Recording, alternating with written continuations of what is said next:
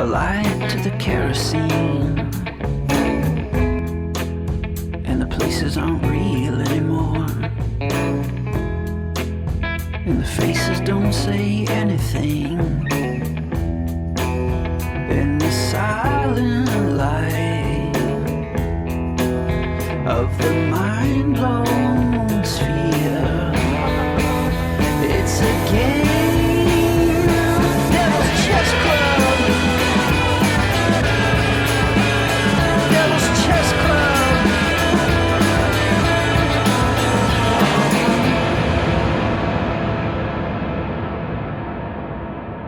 Welcome to American Exception. I'm Aaron Good. Today's episode is free for everyone thanks to our American Exception podcast subscribers. If you want access to all of the American Exception podcast episodes so you can better understand the deep politics and history of the U.S. empire, subscribe to the American Exception podcast on Patreon. The URL is patreon.com/American Exception. Either way, please kindly like this video and subscribe to this American Exception channel. Karim and Peter, it's great to have you here. Hey, Aaron. How's it going? Very good. Thank you.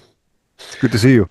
Good to see you guys. And you are both the hosts of BettBeat Media, which is on YouTube, and you have a Substack page as well. And you also teach in Hong Kong at university.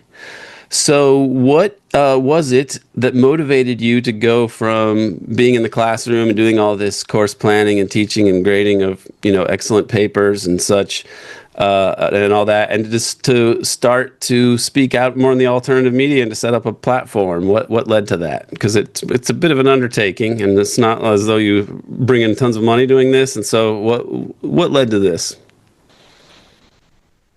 Go ahead, Peter. Well, I would just say Karim dragged me kicking and screaming into it, but I should probably let Karim start off.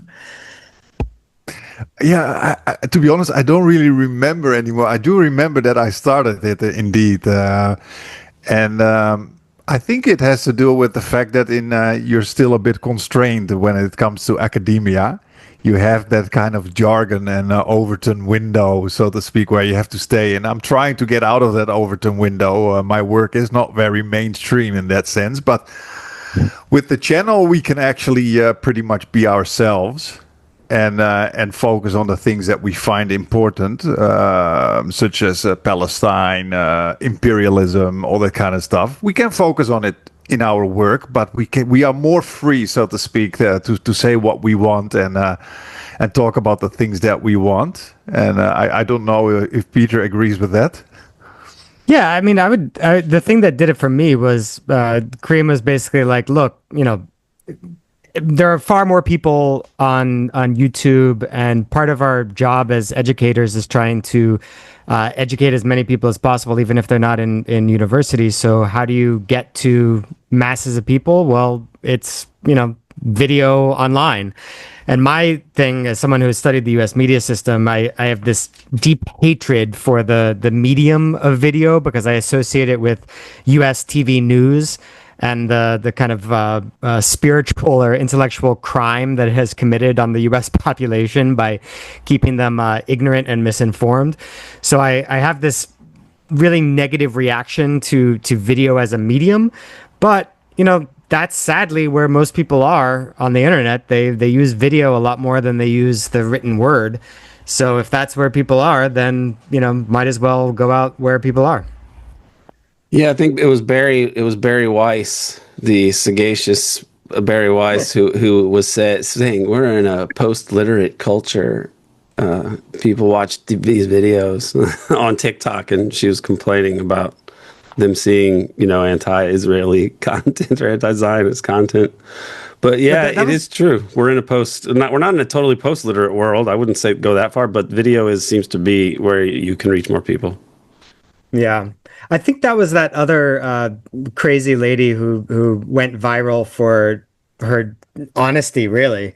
That was the one part of her rant that I agreed with, that we're trending towards a post-literate society. But then she goes on to say, I talk to young Jewish people, and they look at me and they think that I'm a ghoul. or I forget her term exactly, but she says, you know, they look at me like I'm evil, and I'm just trying to explain away the carnage that they're seeing on their phones as the result of, you know, blah blah Yeah. blah, the rationalization that you normally go through if you're someone who supports the Israeli government. And then she also threw in the post-literate bit. So You know, I that forget her name. maybe you guys can comment on this, because I feel like as a psychologist, people who work in political psychology, you could speak to this, and maybe I was getting the two mixed up. There were these two Karens, these like Jewish Karens, I guess would be the way to refer to them now, coming out and lecturing people as though they were talking to, I don't even know what, like a DEI workshop. I mean, that was kind of the tone of their speaking.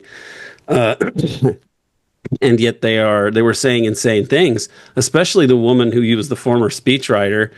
It was Yeah. Barry Weiss and then the speechwriter lady, and they came out in the same week. But the speechwriter woman was saying things like, "Well, we went wrong somewhere. We had them learn about the Holocaust, and it seemed like a powerful people in industry and military just killing a bunch of skinny people, and that was Yeah. bad.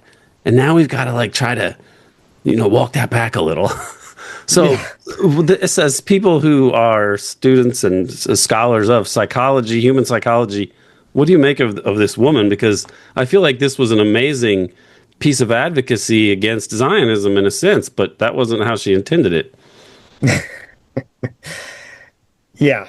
I don't know. I could go off for like 10 minutes on this. Kareem, do you want to start off and I'll just add a few points? Yeah, how can you explain that? I mean, I guess it's the arrogance of the Zionist, and she, what was it? She said that the youth learned the wrong lesson from Holocaust education because they were caring about skinny, weak Jews, and now they are caring about black people and skinny, weak Palestinians. But in this case, you have to support the powerful white people in the United States and the powerful Zionist Jews in Israel. That's the point she was trying to make. That in this case, you should not care about the weak people.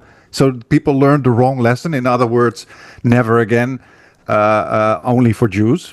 I mean that's pretty much what she's saying. Never again, only for Jews. But when it's black people or Palestinian Arabs, then of course you need to be you need to defend the powerful. You need to stand for the powerful. It's so blatant, and I think she didn't even realize what she said. I mean, there's now a whole outrage. I don't know if she has responded or anything, but I would be surprised if she would even admit that she's done anything wrong. These people have lived in such a protected bubble, these Zionists, that they say the most insane things. And let's be honest, we're living in a world where literally they can do and say anything they want. There is no punishment. They live and act with impunity. I mean, we've seen the terrorist pagers attacked by Israel. We've seen people being raped on camera. We see neighboring countries being bombed. You see Zionist thugs in the West beating up protesters. There's just nothing going to happen. So if a woman like her is saying a thing like that, what is she scared of? You know what I mean? This is probably totally normal to her. Yeah, I think she's a great like object lesson for political psychology, at least the part of it that I'm most interested in, which is ideology. Like, how do people come to believe what they believe about politics? And for someone like her, it's really clear in how she talks. And I've seen the same thing at Council on Foreign Relations seminars, etc. They're all very perplexed by why the youths don't share their ideology, and they think it's because they're watching all of these videos of atrocities committed against Palestinians, and because they lack the requisite explanation for why that's actually okay, they're being simple-minded and determining that that's wrong. And so what they need to do is improve their messaging so that young people can finally see this through their eyes, which is a way of seeing it that excuses away atrocity. But you just start from a young age. You're indoctrinated into whatever ideology your family, your peers, your school, the media system, etc., indoctrinates you into. And for someone like that, it's this whole narrative about how Jewish people in Europe were horrendously victimized over centuries, 100% true, and how they would want to get the hell out of Europe, the most barbaric part of the planet, and go back to, the place that the Bible tells them that their people are from. And all of this makes perfect sense. Even going even further, they're also taught that the early Zionists didn't force people off their land. They paid for land so that it was a fair transaction. But what they are not taught is that a lot of the people that they were buying this land from were absentee landlords, and so their purchase of the land meant kicking out the actual peasants who are really working on the land. So from the very beginning, you've got this mixture of, they have some knowledge that's accurate, some knowledge that's inaccurate, but the real thing is what they never have learned. And if they were ever if they ever encountered any of these ideas that would go against their belief system, they would feel a sense of threat. They would feel deeply uncomfortable. And instead of running into that head on, which is what, rationally people should do, but I think most humans just don't do that at all. When an idea makes them feel bad, they tend to either just run away from it, put their head in the sand, or come up with some sort of rationalization to get around this threatening new idea or piece of information. And that's her psychology and the psychology of so many people of the same ideological bent in a nutshell. You just absorb like a sponge the ideology that's in your immediate environment. You follow confirmation bias to only seek out information that is in accord with your pre-existing beliefs and to reject challenging information. And you just go through your entire life like that. So by the time you're a fully grown adult woman like this person, your ideology is really, really impervious to challenge.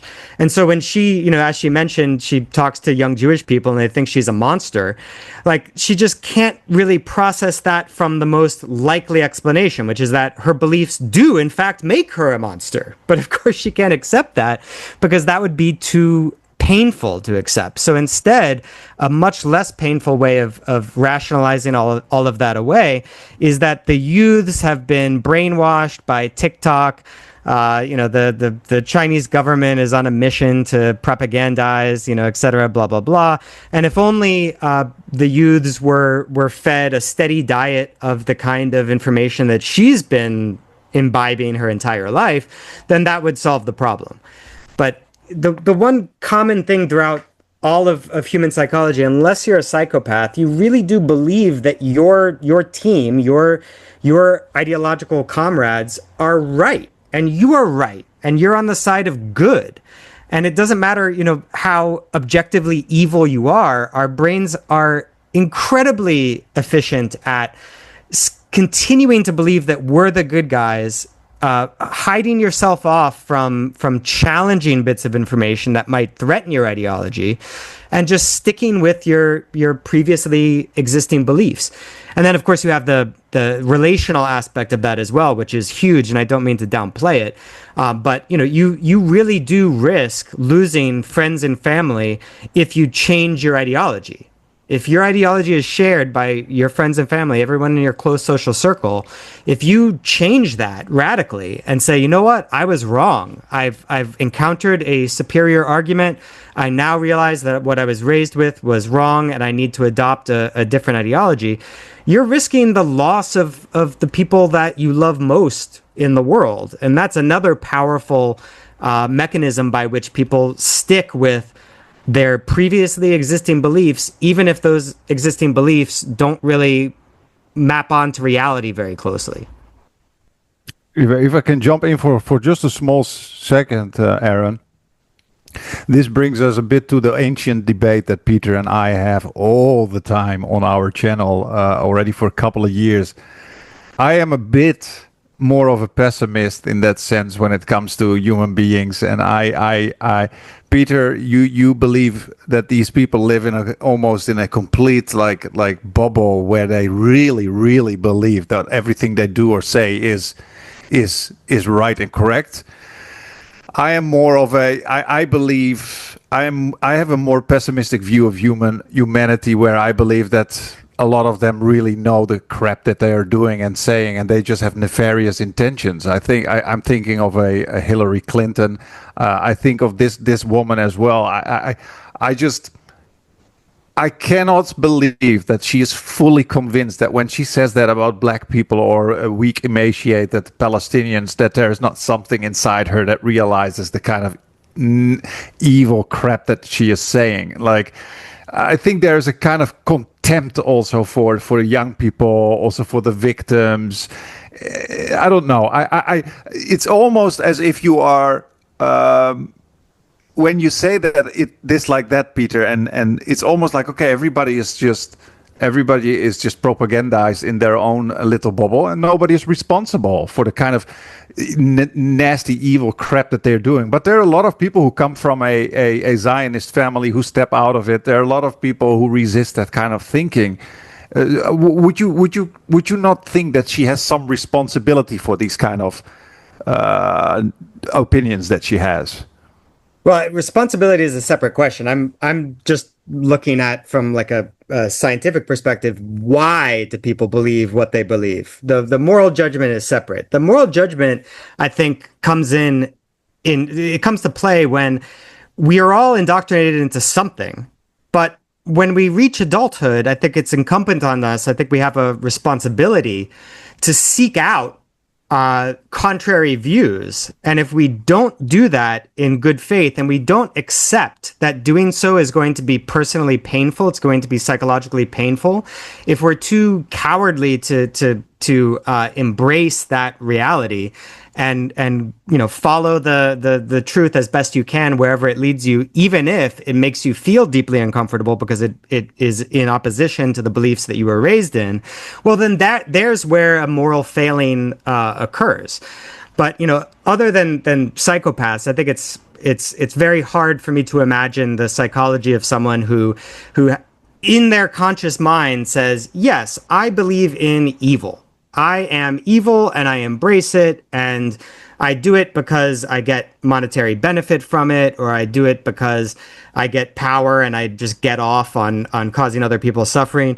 Sadists, absolutely. Psychopaths, absolutely. But for the vast majority of psychologically healthy people, it's kind of like an unnecessary additional explanation, because we already know how easy it is for our brains to just fasten on whatever belief system we're indoctrinated with and to stick with it, even in the face of massive contrary evidence. Because the supply of information is rarely such that contrary beliefs are going to be encountered on a daily basis. Like, look at the US media system as a perfect example. But even when we do encounter contrary beliefs, the way those beliefs makes us feel is deeply negative. And instead of being well-educated, rational beings and saying, well, of course I feel bad because of this idea, challenges my belief. That doesn't say anything about the validity of this challenging belief. Instead, what we normally do is, I hate this idea. This person is a liar. This source is untrustworthy. There's a million ways to rationalize your way out of being convinced that the beliefs that you were indoctrinated with are in fact wrong. In her case, it's what I think makes her soliloquy so compelling or interesting is that she makes reference to a kind of moral cosmology about Holocaust education and such that is somewhat anchored to the real world. I mean, at least makes reference to what Holocaust education is on some levels. And she doesn't realize how she's being, I think, pretty honest in trying to explain her take on these things, and doesn't actually realize that it's so monstrous. And this is a person who is a high-level political propagandist, like someone who is very much, I mean, it's hard to say this after seeing her talk this way, but she must be somewhat of a master of political manipulation, political speech, political rhetoric. And she still comes off this badly because she is trying to provide more in-depth analysis to aspects of this whole thing that I think other people more wisely or instinctively avoid, and that's where she seems to get into trouble, because I think that what's missing from her, the way that she's formulating these things, is that she has beneath it all a sense of victimhood that is taken as a given for that as being valid. That somehow there really is this Jewish victimhood. Israel is there because there's so much anti-Jewish sentiment through history, and she's been steeped in that, I assume, growing up, like a victimhood, and it's just so much a part of her core beliefs that any attempt to argue against that is seen as evidence of the hatred of Jews, like in these people's minds, I think. So I think Exactly. she actually believes that she's fighting for in some level, it's a way to fight for the survival. But even though she's the most affluent person, she's part of this most affluent segment of the most powerful country in the world. But this is how insane this victimization complex is. Like, I think that she was being kind of sincere and thought that she's saving her in some way. This is a part of like making sure that Jews are not exterminated. As insane as that sounds, that seems to be the way that seems to be one way to make sense of how she's formulating all of these things. And even if she doesn't come out and say it specifically. No, exactly. There's good psychological work on this. There's work on the so-called siege mentality that's very present in Israel today, but also among like the right-wing Jewish diaspora around the world. Even liberal Zionists. Like, she's a liberal. Exactly. She's a liberal. Yeah. Well, I mean, right-wing objectively. Like, yes, that's true. But it's not just an Israeli thing. Like, in the papers that analyze the siege mentality, they point out that in other cultures and other times, there's been a very similar phenomenon. And it basically consists in the belief that the rest of the world harbors negative behavioral intentions towards the in-group. So not just that they dislike you, but that they are actually actively out to get you. And so that is the dominant ideology in Israel today and among the right-wing diaspora as well.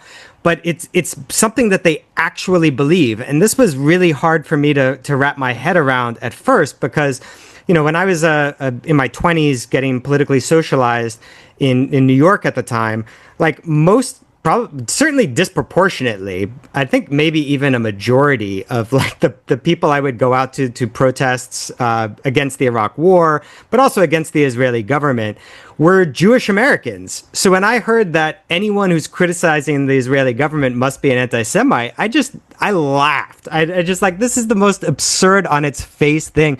No one could possibly believe it. It must be just a cynical ploy. But it's actually, people actually believe this. It's a form of mass psychopathology, really, that this belief system is so dominant. And because people actually believe it, they can justify so much evil, because they think, look, the whole world hates us. They might hide it really well. And even parts of the world that have no experience with Jewish culture whatsoever, even they also somehow, for some reason, secretly hate us. But if you actually believe that, then everything else kind of follows. Like, within the current Israeli administration, you've got religious fanatics, and those people you can easily understand, because the invisible man in the sky says he wants this land for you, and you can do whatever you want, because read the Bible, God is in favor of genocide multiple times in the Bible, so that's totally fine and explicable.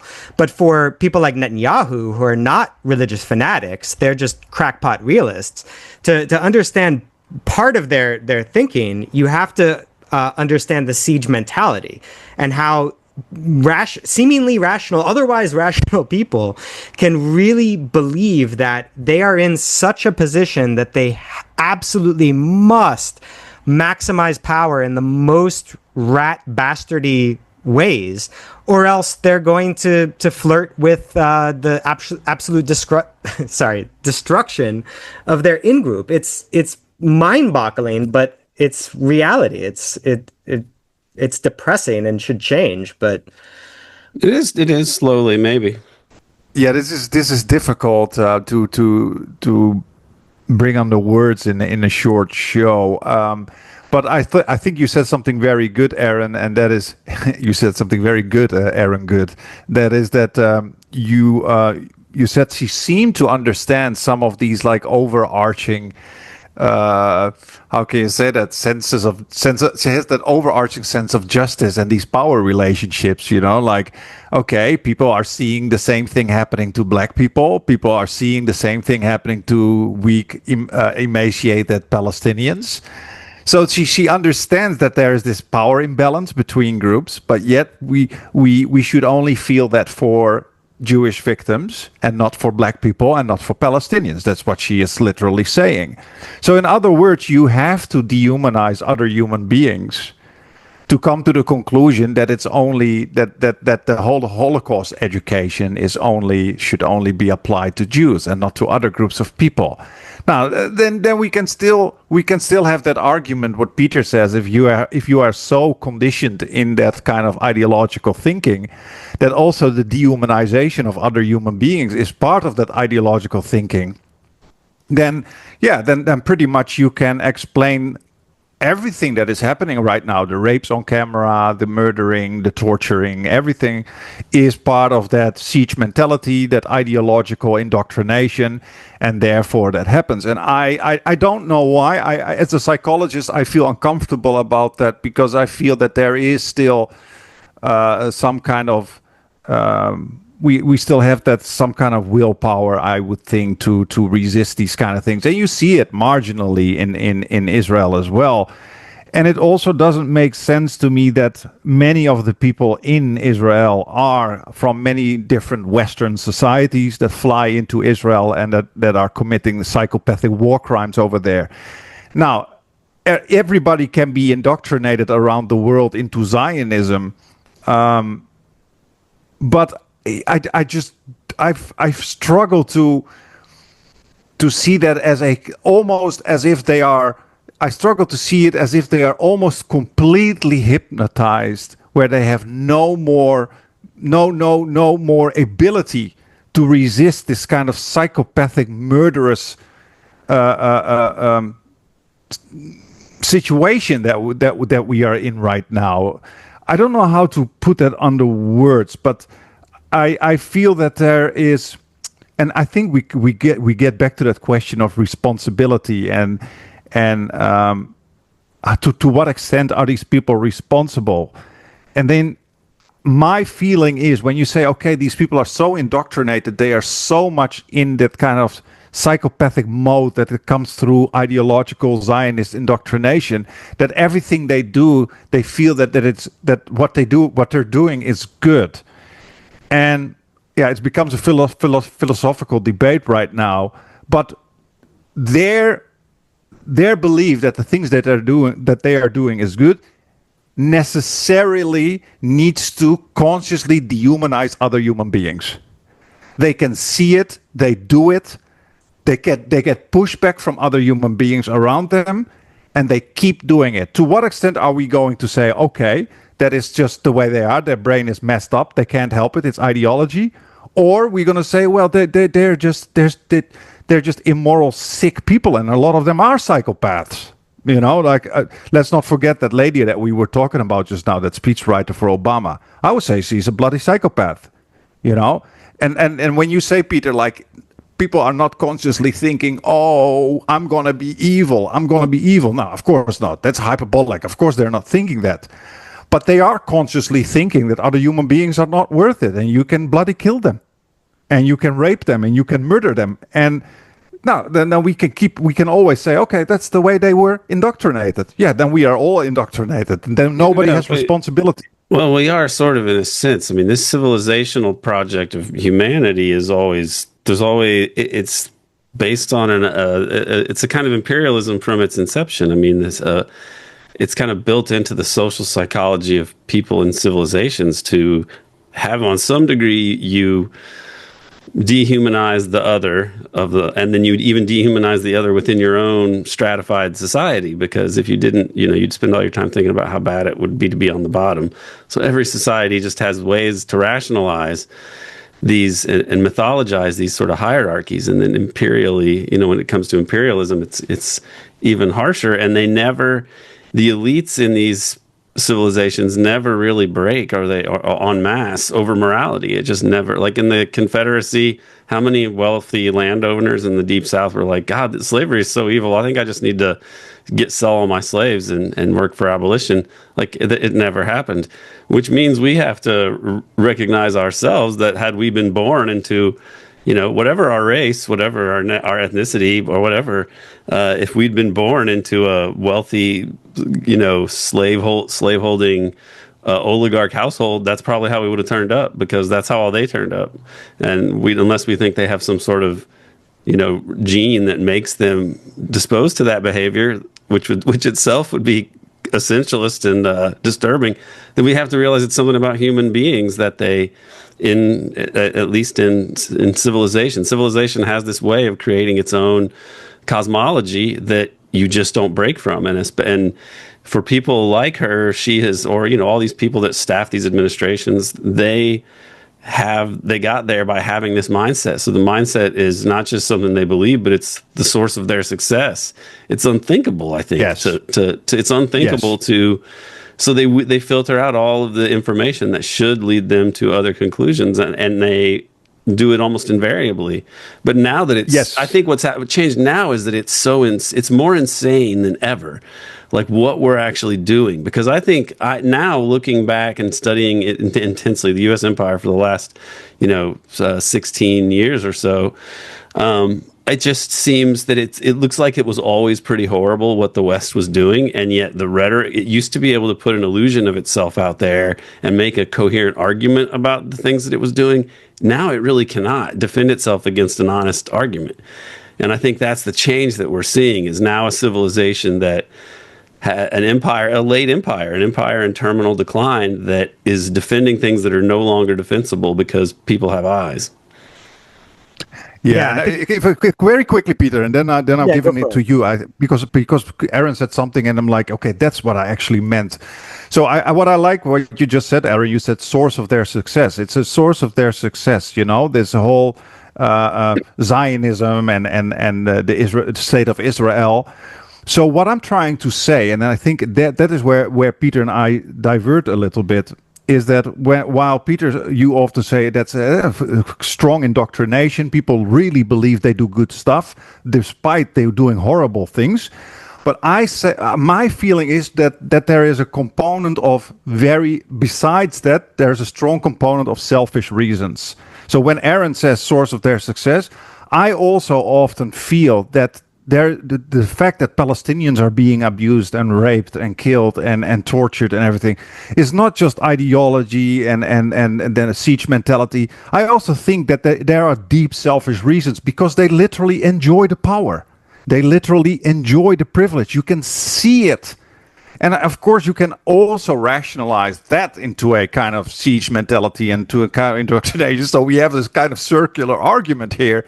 But what I'm trying to say is that, all these Western guys and girls that fly over to Israel to fight to volunteer in the IDF or going to the prison camps where they sexually abuse and torture Palestinians.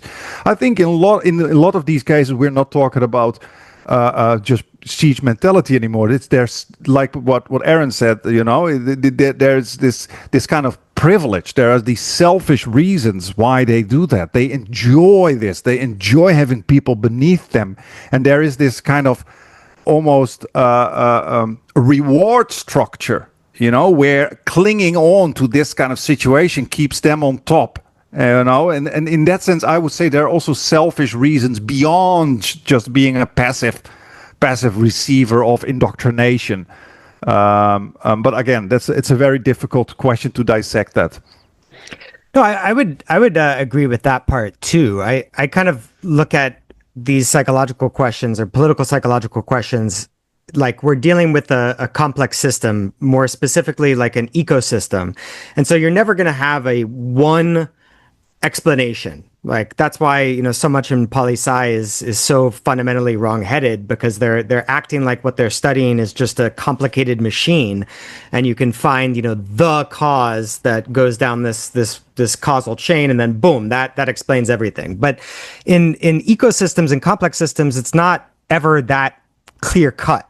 So I think I go back to Aaron. You brought up this is a problem of civilization, period, and I think you're absolutely right about that. Like from the start of sedentary civilizations, some 10, 12,000 years ago, you have societies created that indoctrinate their youth into a warrior culture, a warrior ethos, and that's, I think, at the root of so much of the evil that was produced later.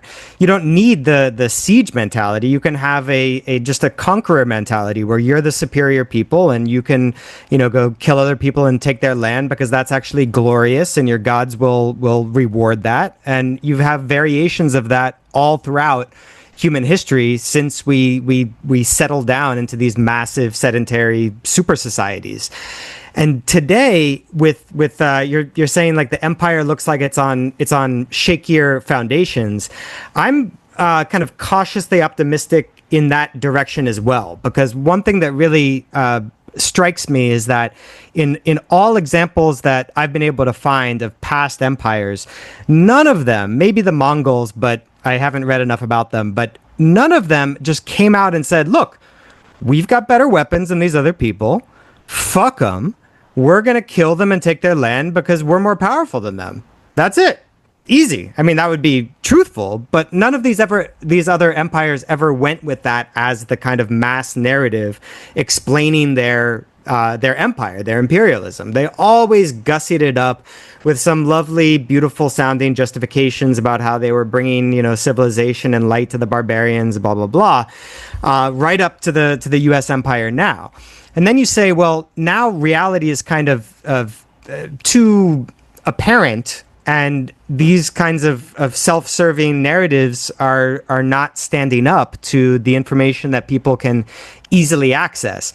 And that's the part where I'm a little bit hopeful, because it's certainly true that the media system, the information system that we have today, it's so much easier to get contrary perspectives, critical perspectives on the U.S. empire or any other country's government than it was even just 30, 40 years ago.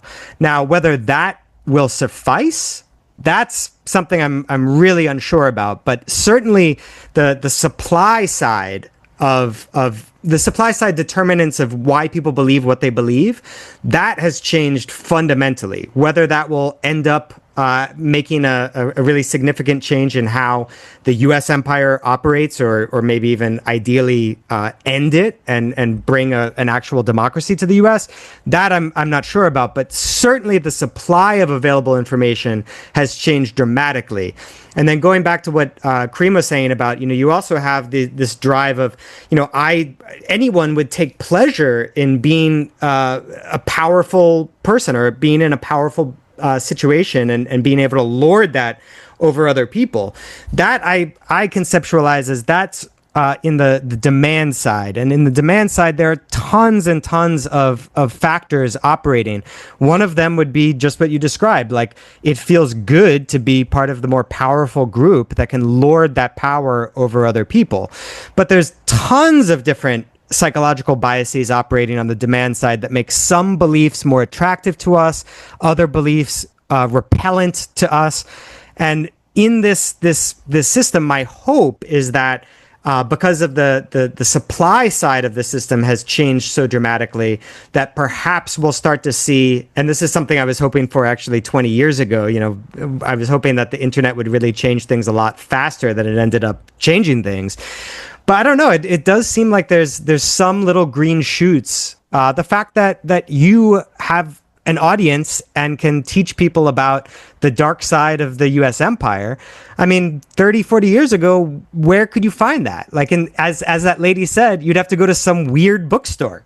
Like she was 100% right about that. You'd have to go to some weird small bookstore and find some foreign books to get a contrary perspective. But now, at least in terms of accessibility, mere accessibility, that sort of perspective is available to everyone when they open up their computer. So I'm I guess somewhat cautiously optimistic that that change in the supply side of the information system might result in some changes in the actual, governance of the U.S. But whether that'll happen fast enough, I'm a little pessimistic about.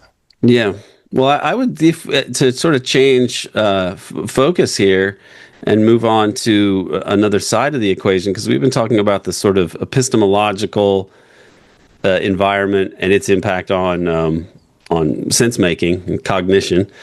But beyond that, there is the empire and the story of empire at the moment, and the U.S. position vis-a-vis the adversary. I don't want to call them adversaries, but just the targets of the U.S. Because most of these people aren't nobody's looking to pick a fight with the U.S. I mean, warfare these days would be a disaster for all involved. But the places that the U.S. Has focused on, great power rivalries, which replaced the global war on terror as the new focus of U.S. foreign policy, and in particular China and Russia and Iran is there as well. There was a RAND report about confronting the Chinese, and RAND is associated with the U.S. intelligence community, the national security state, the Air Force, the CIA, they're all sort of in that world of RAND, original national security think tank of the U.S. And this report was saying that the U.S. needs to rethink its strategy of competing with China and thinking it's going to outcompete China at the moment. They actually need to focus on vastly increasing their capabilities so that they could potentially compete with China. But they're sort of conceding that in many key areas, the U.S. is so far behind China that it would be foolish to try to outcompete them in these areas. And this paper got taken down maybe a couple of weeks after it was posted. So I haven't heard of that happening at RAND before, but it's out there. You can find it on the internet. And also my friend Ola Tanander, he's a peace studies academic in Scandinavia. I think he's in Oslo. He's from the Peace Research Institute of Oslo, but he's Swedish.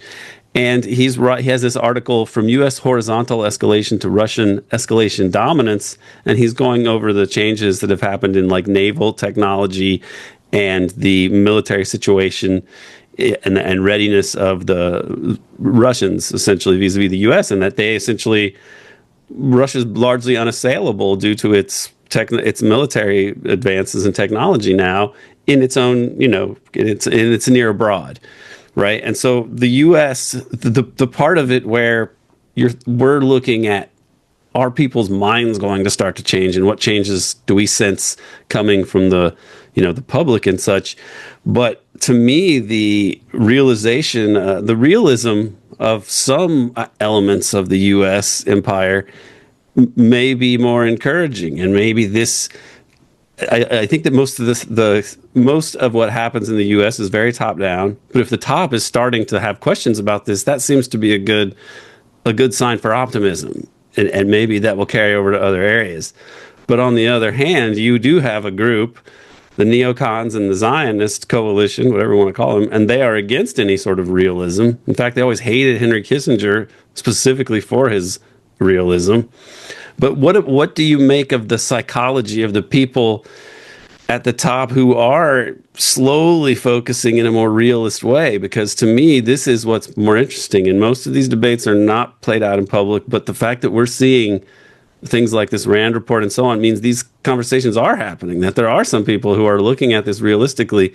How does this play out? If you know anything about conflicts among power elites, the higher levels of an organization or anything like that in these times, maybe that would be useful to reference. But this seems to me to be, it is almost like the hive mind of the empire is arguing with its crazy side and its less crazy side. The two evil sides of empire, like the evil, crazy people, which I think of the Zionists and the neocons, and then these rational, evil imperial realists. But they seem to be actually having more slightly public debates now. Yeah. I'm going to leave it to you, Peter. You're the American. Go ahead. I'm uncomfortably, I guess is the word, optimistic about these recent developments, like also the fact that the national defense strategy has been delayed and the leaks that have come out have been very much in line with that Rand report, basically arguing that the US should shift its focus away from China as the enemy and instead focus on basically strengthening its position in the Americas. As if there's any weakness there, but the kind of bugaboos that the right wing of our psychopathic foreign policy elite worry about, mass migration and drugs. Although the extent to which they actually care about drugs is a very much an open question. I would imagine that Trump just pardoned a big drug kingpin. Right. There was a guy. He was counter drug guy in the CIA. And he was, I saw him on some interview and he was like, all of this talk about the CIA being involved in drugs, it's just hogwash. And it's like, I think that's a perfect example of the psychological factors going on. So on the one hand, you could imagine here's a guy that's just lying. He knows the truth and he's just saying, no, I'm going to out and out lie. The other possibility, which I think is more realistic, is he spent his career in the anti-drug unit of the CIA. Do you think that the other units of the CIA that were involved in facilitating the drug trade were being open and honest with the anti-drug part of the CIA or the DEA for that matter?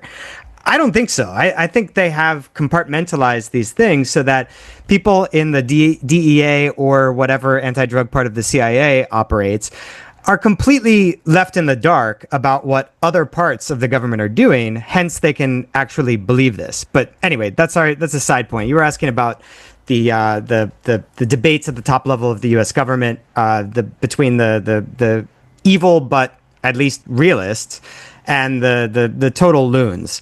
I'm cautiously optimistic about that. I have been kind of toying around with this idea that there are some indications that the so-called restrainers, the non-complete loons in the foreign policy establishment, have actually wrapped their heads around the reality that they can no longer dominate China in the way that they could have just a decade or two ago, and are starting to reason from that conclusion to a somewhat different foreign policy.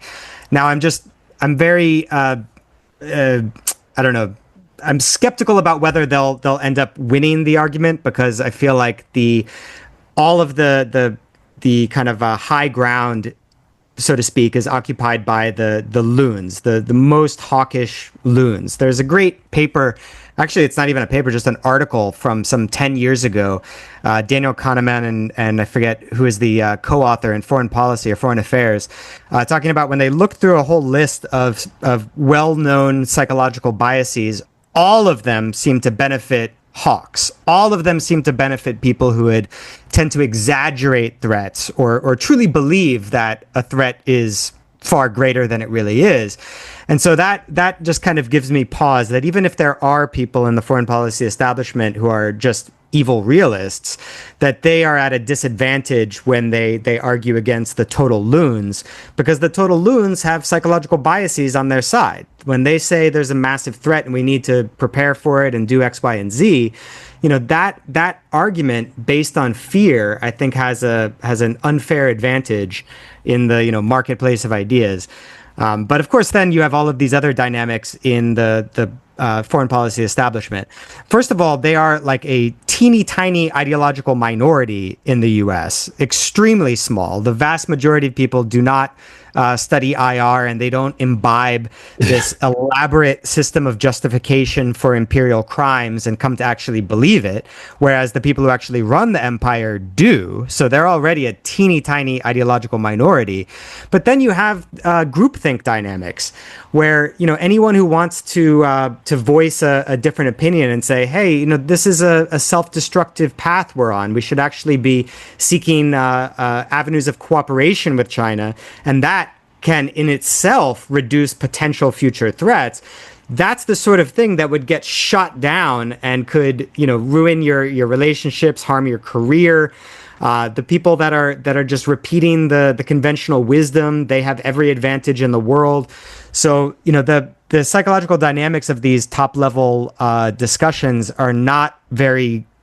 They're not conducive to rational thought unless you have a conscious design of these groups to counteract these effects. And I have no indication whatsoever that such efforts are actually being made. Yeah, I would wonder about that, because when I took my a lot of them pretty boring political science classes at university for undergraduate, we talked about groupthink and so on, and it seemed to be something that the mainstream of political science would study, and that you would hope that some of these bureaucracies have embedded within them are trying to solicit contrarian perceptions of things.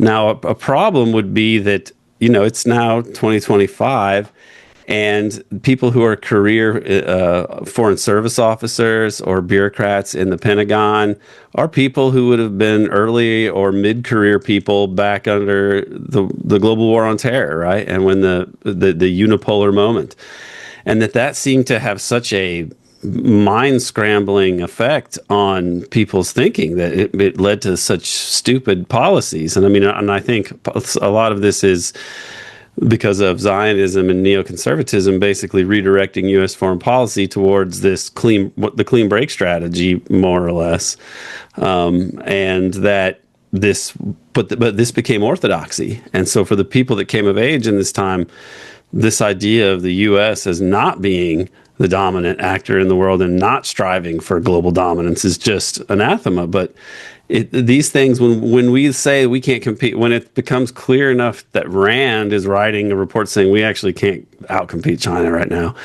and when we are seeing that on the ground with NATO, with Russia defeating NATO, Russia, this great land power, and there's no way to reverse that I can see.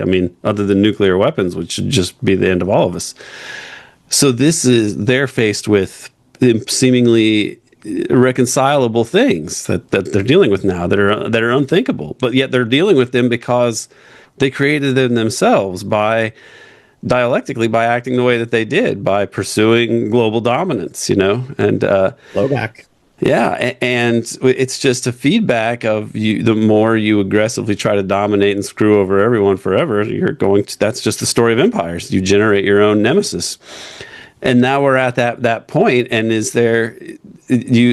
what are the prospects of enough people being in there and thinking like the bowing to reality is important? Like, we can't invent our own reality, because that's really the unipolar moment gave them the ability to invent reality, and that for a time, to a large extent, and they would determine outcomes in conflicts overseas and elsewhere. Now they don't have that, and it's got to set in eventually. So this to me seems the hopeful sign that there are people saying like this is.